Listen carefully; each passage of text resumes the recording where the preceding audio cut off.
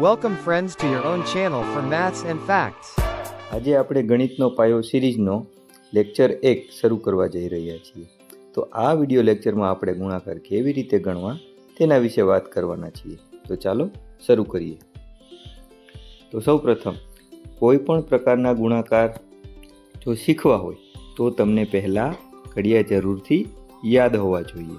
જો ઘડિયા યાદ ન હોય તો તમે સૌપ્રથમ 1 થી 20ના ઘડિયા પાકા કરી લેવા, ત્યારબાદ જ આ વિડીયો જોવાની શરૂઆત કરવી. કેમ કે ઘડિયા પાકા કર્યા વગર આ ગુણાકાર ગણવા અશક્ય છે. તેથી ઘડિયા ખૂબ જ મહત્ત્વના છે. તો ગુણાકારના પ્રકારો, તો ગુણાકાર મુખ્યત્વે 3 પ્રકારના હોય છે. કયા? 1 રકમનો ગુણાકાર હોય, 2 રકમના ગુણાકાર હોય અને 3 રકમના ગુણાકાર હોય છે. 1 રકમના ગુણાકારમાં કેવી રીતે ગણવા તેની શરૂઆત કરીએ. તો ચાલો જોઈએ ઉદાહરણ 1 કે જેમાં આપણને 8 ગુણ્યા 7 આપેલું છે. તો જો ગુણાકારની નિશાની આપેલી હોય અને તેની બાજુમાં માત્ર એક જ સંખ્યા હોય તો સમજવું કે આ રકમ આ દાખલો 1 રકમના ગુણાકારનો છે. તો તેને કેવી રીતે ગણીશું? તો નીચેની જે આપેલી સંખ્યા છે તેનો ગુણાકાર ઉપરની આપેલી જે સંખ્યા સાથે કરવાનો છે. એટલે કે નીચે આપેલીનો સંખ્યાનો ઘડિયો ઉપરની જે સંખ્યા આપેલી છે ત્યાં સુધી બોલવાનો રહેશે. મતલબ કે આ 7નો ઘડિયો 8 સુધી બોલવાનો. તો ચાલો બોલીએ. 7 × 7, 7 × 14. એવી જ રીતે 7 × 8 ને 56 થશે. તો ડાયરેક્ટ 56 જવાબ આપણે મૂકી દઈશું, જે આ દાખલાનો જવાબ છે. ત્યારબાદ ઉદાહરણ નંબર 2 જોઈએ કે જેમાં 9 ગુણ્યા 3 આપેલા છે. તો ગુણાકારની નિશાની છે, તેની બાજુમાં માત્ર એક જ સંખ્યા આપેલી છે. તેનો મતલબ કે આ 1 રકમનો ગુણાકાર છે. તો ચાલો જોઈએ. તો 3નો ઘડિયો 9 સુધી બોલવાનો રહેશે. એટલે કે 3 × 1 = 3, 3 × 2 = 6, 3 × 3 = 9, 3 × 4 = 12. એવી જ રીતે 3 × 9 = 27. તો 27 આપણો જવાબ થશે. ચાલો આગળ જોઈએ. હવે એવા 1 રકમના ગુણાકાર કે જેમાં ઉપર 2 સંખ્યાઓ આપેલી છે. મતલબ કે 76 ગુણ્યા 6 કરવા હોય આપણે. તો જો ઉપર 2 સંખ્યાઓ આપેલી હોય, નીચે ગુણાકારની નિશાની છે, તેની બાજુમાં માત્ર એક જ સંખ્યા છે, પરંતુ ઉપર 2 સંખ્યાઓ આપેલી છે. તો તેનો ગુણાકાર કેવી રીતે કરીએ? ચાલો જોઈએ. તો સૌપ્રથમ નીચે આપેલી જે સંખ્યા છે તેનો ઉપરની સંખ્યા સાથે ગુણાકાર કરવાનો રહેશે. એટલે કે 6નો ઘડિયો સૌથી પહેલાં આ 4 સુધી બોલવાનો રહેશે. એટલે કે 6 × 4 = 24 થશે. બગડે ચોગડે 24. જેમાં એકમના સ્થાને 4 છે અને દશકના સ્થાને 2 છે. તો જ્યાં એકમના સ્થાને 4 રહ્યો તેને નીચે મૂકીશું અને જે 2 વધ્યા તેને વધી સ્વરૂપે આગળ આ 7 ઉપર મૂકવાના રહેશે. ત્યારબાદ આ 6નો ઘડિયો હવે આ 7 સુધી બોલવાનો રહેશે. એટલે કે 6 × 7 = 42 થશે. 42 થયા. હવે 42 ઉપર પરંતુ વધી 2 આપેલી છે. તો 42માં આ 2 ને વધીને ઉમેરવી પડશે. એટલે કે 42 + 2 થશે. 43 અને 44. તો આ 44 ને નીચે લખી નાખશું. તેથી 444 આ દાખલાનો આપણને જવાબ મળે છે. ત્યારબાદ ઉદાહરણ નંબર 4 જોઈએ જેમાં 57 ગુણ્યા 5 આપેલા છે. નીચે એક જ સંખ્યા છે પરંતુ ઉપર 2 સંખ્યા આપેલી છે. તો સૌપ્રથમ આ 5નો ઘડિયો આ 7 સુધી બોલવાનો રહેશે. 5 × 7 = 35 થયા. તો જે એકમના સ્થાને 5 છે તેને નીચે લખીશું. આ 5 ને નીચે લખીશું અને જે દશકના સ્થાને 3 છે તેને વધી સ્વરૂપે અહીંયા લખીશું. ત્યારબાદ હવે આ 5નો ઘડિયો આ 5 સુધી બોલવાનો. એટલે કે 25 × 25 થશે. અને જે 25 આવ્યા તેમાં વધી 3 ઉમેરી દેવાની. એટલે કે 26, 27 અને 28. તેથી 28 ના 28 અહીંયા લખી નાખવાનું. 285 આપણો આ દાખલાનો જવાબ મળ્યો. હવે એવા 1 રકમના ગુણાકાર કે જેમાં ઉપર 2 સંખ્યા આપેલી હોય પરંતુ તેની સાથે એક શૂન્ય પણ આપેલું છે. તો ચાલો તેને કેવી રીતે ગણીશું જોઈએ. સૌપ્રથમ જે નીચેની આપેલી સંખ્યા છે તે જ રીતે અગાઉ જોયું તે જ રીતે નીચેની આપેલી સંખ્યાનો ગુણાકાર ઉપરની પહેલી સંખ્યા સાથે કરવાનો. તો 6નો ગુણાકાર 0 સાથે કરવાનો.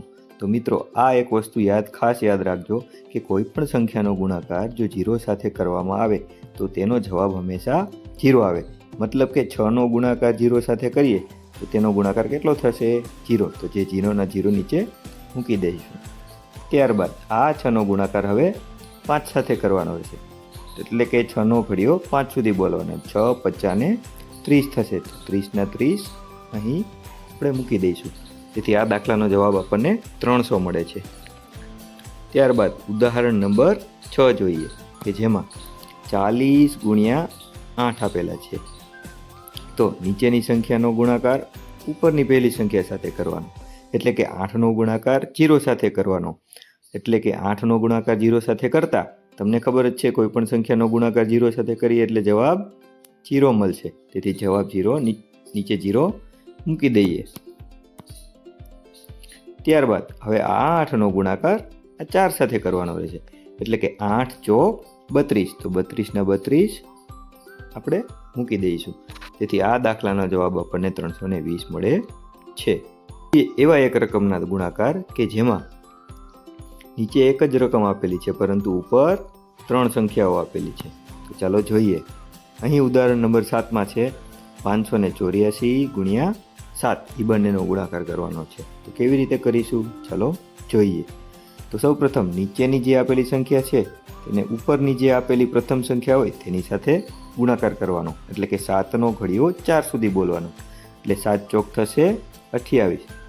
બગડે 8 28 કે જેમાં એકમના સ્થાને 8 છે તેને અહીં નીચે દર્શાવીશું અને જે આ દશકના સ્થાને 2 છે તેને વધી સ્વરૂપે આગળની સંખ્યા ઉપર લખીશું. ત્યારબાદ આ 7નો જ ઘડીઓ હવે 8 સુધી બોલવાનો રહેશે. એટલે કે 7 8 ને 56. 56માં 2 નાખવાના. 56માં 2 નાખતા 1 57 અને 58 થશે. 58 કેમ થશે? 5 8 58. હવે જે આ એકમના સ્થાને 8 છે તેને નીચે લખીશું અને દશકના સ્થાને જે 5 છે તેને વધી સ્વરૂપે આગળની સંખ્યા ઉપર લખીશું. ત્યારબાદ હવે આ 7નો ઘડીઓ 5 સુધી ગણવાનો. એટલે કે 7નો ગુણાકાર 5 સાથે કરવાનો. 7 50 35 થશે અને 35માં વધી 5 આપેલી છે તો 35માં 5 વધીને ઉમેરવી પડશે. એટલે કે 35માં 5 ઉમેરતા 40 થશે. તેથી 4088 જે આ દાખલાનો આપણને જવાબ મળે છે.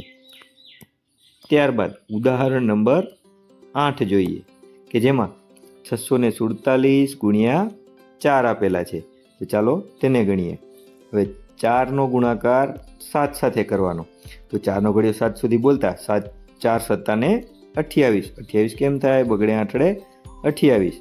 28નો જે આઠડો છે તેને આપણે નીચે લખીશું અને દશકના સ્થાને જે બગડો છે તેને આપણે વધી સ્વરૂપે આગળ લઈ જઈશું, ઉપર મૂકી દઈશું. હવે આ 4નો ઘડીઓ આ 4 સુધી બોલવાનો રહેશે કે ચોકે ચોકે 16 થશે અને 16 ઉપર વધી 2 છે તો 17 અને 18 થશે. તો 18 કેમ થાય? 1 8 18 થશે. તો હવે 18નો આઠડો નીચે લખીશું અને વધી 1 અહીં આગળ ઉપર મૂકી દઈશું. તો હવે ત્યારબાદ આ 4નો ઘડીઓ હવે આ 6 સુધી બોલીશું. તો 4 6 24. 24 ઉપર વધી 1 આવેલી છે તો 24માં 1 વધીને ઉમેરવી પડશે એટલે 24 ને 1 25 થશે. તેથી આ દાખલાનો જવાબ આપણને 2588 મળે છે. હવે એવા એક રકમના ગુણાકાર કે જેમાં ઉપર 3 સંખ્યા આપેલી છે પરંતુ વચ્ચે શૂન્ય આવે છે તો તેનો ગુણાકાર કેવી રીતે કરીશું? ચાલો શીખીએ. તો 504 ગુણ્યા 7 આપણને આપેલા છે. તો આ 7નો ઘડીઓ સૌપ્રથમ ઉપરની જે પહેલી સંખ્યા છે એટલે કે 4 તેની સાથે કરવાનો રહેશે. 7 ચોક 28 થશે. બગડે 8 28. તો જેમ અગાઉ કરેલું તેમજ આ 8ને આપણે નીચે દર્શાવીશું અને આ જે દશકના સ્થાને 2 છે તેને વધી સ્વરૂપે આગળની સંખ્યા ઉપર મૂકી દઈશું. તેથી ત્યારબાદ હવે 7નો ગુણાકાર આ 0 સાથે કરવાનો. જે તમને ખ્યાલ જ છે કોઈ પણ સંખ્યાનો ગુણાકાર 0 સાથે કરવામાં આવે તો તેનો ગુણાકાર તેનો જવાબ શૂન્ય જ આવે છે. તેથી 7નો ગુણાકાર 0 સાથે કરતાં 0 મળશે અને તેની ઉપર વધી 2 છે. હવે 0માં 2ને વધીને ઉમેરવાની રહેશે તો 0માં 2 ઉમેરતા કેટલા મળશે આપણને? 2 જ મળે. તો એ 2ને આપણે લખી નાખશું અહીંયા. હવે ત્યારબાદ આ 7નો ઘડિયો આ 5 સુધી બોલવાનો. તો કે 7 55 ને 35 થશે. તો 35 ના 35 આપણે અહીં મૂકી દઈશું. નેક્સ્ટ ઉદાહરણ નંબર 10, જેમાં આપણને 607 ગુણ્યા 4 આપેલા છે. આગળના દાખલાની જેમ જ તેમાં વચ્ચે શૂન્ય આપેલું છે. તો ચાલો જોઈએ કેવી રીતે ગણીશું. તો 607 ગુણ્યા 4 એટલે કે નીચે 4નો ઘડિયો આ 7 સુધી બોલવાનો રહેશે. એટલે કે 4 7 ને 28 થશે. 28નો જે આંઠડો છે તેને અહીંયા નીચે લખીશું. વધી 2 ચડાવી દઈશું. હવે 4નો ઘડિયો આ 0 સુધી બોલવાનું. 4 ગુણ્યા 0 એટલે 0 જવાબ આવશે. અને 0માં વધી 2 ઉમેરતા 2 ના 2 એમ નામ લખી નાખશું. ત્યારબાદ આ 4નો ગુણાકાર આ 6 સાથે કરવાનો. એટલે કે 4 6 24 થશે. એટલે 2428 જે આ દાખલાનો આપણને જવાબ મળે છે. તો આશા રાખું છું કે મિત્રો હવે તમને એક રકમના ગુણાકાર કે જેમાં ઉપર એક સંખ્યા હોય, 2 સંખ્યા હોય કે 3 સંખ્યા હોય અથવા તો 0વાળી સંખ્યા હોય તો તમને એક રકમના ગુણાકાર આવડી જવાના છે. અને હજુ પણ જો તમને તકલીફ લાગતી હોય કે ગુણાકાર ગણવામાં અઘરું લાગતું હોય તો ફરીથી આ વિડીયોને 1 થી 2 વખત જોઈ લેવો અને ખૂબ જ પ્રેક્ટિસ કરવી. હવે પ્રેક્ટિસ કરવા માટે અહીં મેં તમને 10 દાખલાઓ આપેલા છે કે જેમના તમારે આ ગુણાકારને જાતે ગણવાના છે અને ગણ્યા બાદ અહીં જવાબ પણ આપેલા છે જે તમારે જાતે ક્રોસ ચેક કરી લેવાના અને તપાસી લેવાના છે. જો તમારા કોઈ દાખલા ખોટા પડે તો તે દાખલામાં તમારી શું ભૂલ છે તે પણ થોડુંક જોઈ લેવું. Thank you friends. આ વિડીયો જોવા માટે અમારી આ ચેનલ સાથે જોડાયેલા રહો અને શીખતા રહો.